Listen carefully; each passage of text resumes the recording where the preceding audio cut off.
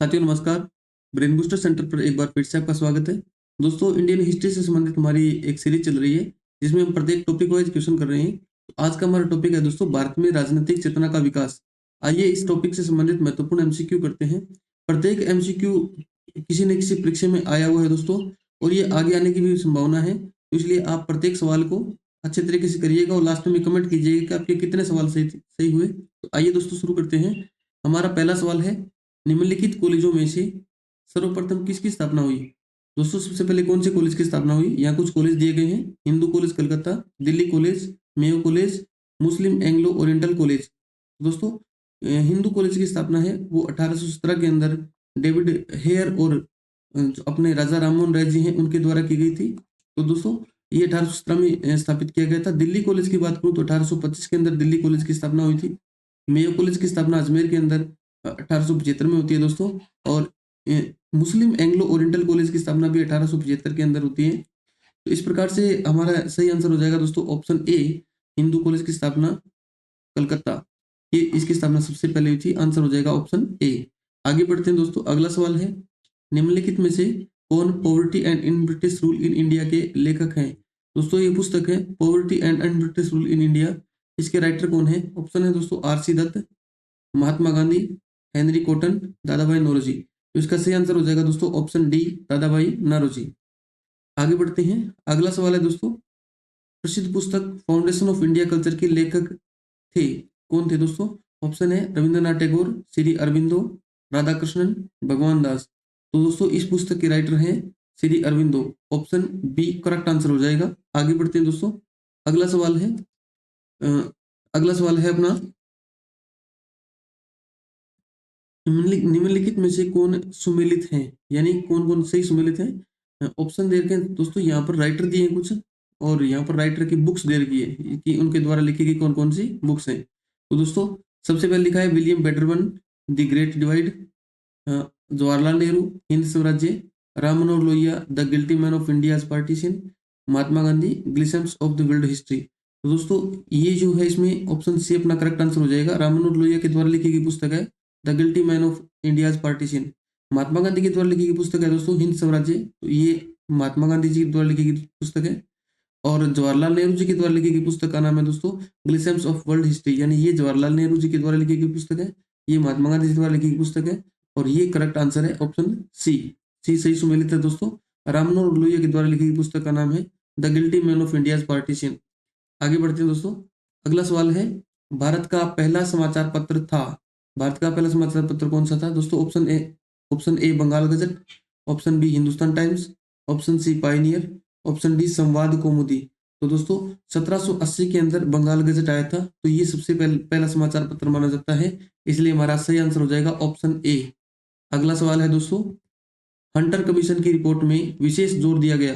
दोस्तों Hunter commission जो है वो उसकी उस ये शिक्षा से संबंधित क्वेश्चन था दोस्तों, सॉरी कमीशन था दोस्तों।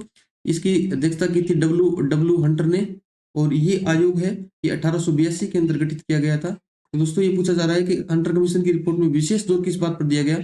ऑप्शन है दोस्तों बालिका शिक्षा पर, उच्च शिक्षा पर, प्राथमिक शिक्षा पर, या तकनीकी शिक्षा पर। तो इसका सही आंसर है दोस्तों ऑप्शन ए, बालिका शिक्षा पर। आगे बढ़ते हैं दोस्तों। अपना अगला सवाल है, निम्नलिखित कारागारों में से किस एक में पंडित जवाहरलाल नेहरू ने अपनी प्रसिद्ध पुस्तक डिस्कवरी ऑफ इंडिया लिखी? ऑप्शन है दोस्तों Alipur central jail, Yerwada jail, Naini central jail, या अहमदनगर फोर्ट जेल। तो इसका सही आंसर हो जाएगा दोस्तों option D, Ahmednagar fort jail. इस जेल में रहते हुए डिस्कवरी ऑफ इंडिया लिखी गई जवाहरलाल नेहरू जी के द्वारा। आगे बढ़ते हैं दोस्तों। अपना अगला सवाल है, वर्नाकुलर प्रेस एक्ट किसने रद्द किया?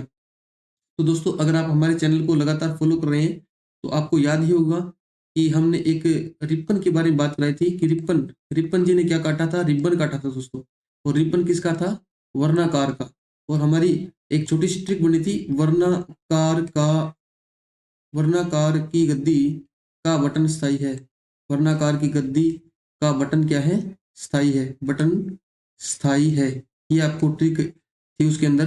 तो दोस्तों रिपन में क्या हो जाएगा? वरना से हो जाएगा दोस्तों, वर्नाक्यूलर प्रेस एक्ट रद्द किया था रिपन जी ने। और रिपन ने कारखाना अधिनियम लेके आए थे, और रिपन ने मैसूर के शासक को उसकी गद्दी वापस लौटाई थी। और बटन से दोस्तों इल्बर्ट विधेयक भी किस किस में आया था, रिपन किस में आया था। स्थायी से आपको याद रखना था दोस्तों, स्थानीय सुशासन का जनक भी किसको माना जाता है, रिपन को माना जाता है। तो दोस्तों वो वीडियो अगर आपने नहीं देखी है तो वो वीडियो आप प्लेलिस्ट में जाकर देख लीजिएगा, मिल जाएगी आपको, ट्रिक्स वाले ऑप्शन में मिलेगी दोस्तों। तो वर्नाकुलर प्रेस एक्ट है वो किसने रद्द किया था, तो वो रिपन ने रद्द किया था दोस्तों। ऑप्शन में हमारा ऑप्शन हो जाएगा ऑप्शन डी, लॉर्ड रिपन। आगे बढ़ते हैं दोस्तों, अगला सवाल है, ब्रिटिश सरकार के किस अधिनियम में पहली बार भारत में शिक्षा के लिए 1 लाख रुपए खर्च करने का प्रावधान किया गया। दोस्तों पहली बार भारतीय शिक्षा के लिए, भारत में शिक्षा के लिए 1 लाख रुपए खर्च करने का प्रावधान किस अधिनियम में किया गया।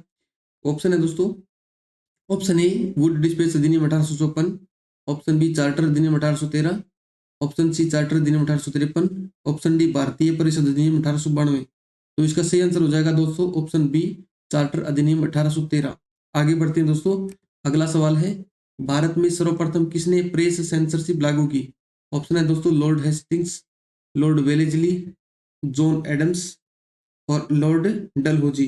तो दोस्तों भारत में सबसे पहले प्रेस पर जो लगाई, प्रेस पर सेंसरशिप लागू करने वाले थे वो थे दोस्तों लॉर्ड वेलेजली। लॉर्ड वेलेजली ने सबसे पहले प्रेस पर सेंसरशिप लगाई थी।